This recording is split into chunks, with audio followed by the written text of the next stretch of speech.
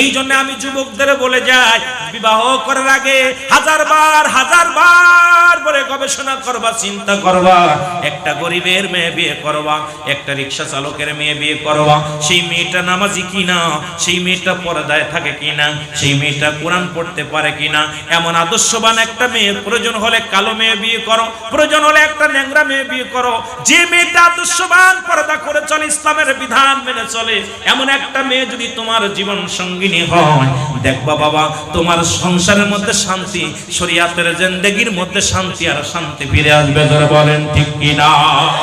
বলে 2 নাম্বার অপরাধ, আমার বাবা সে একটা ভালো মা দেয় নাই।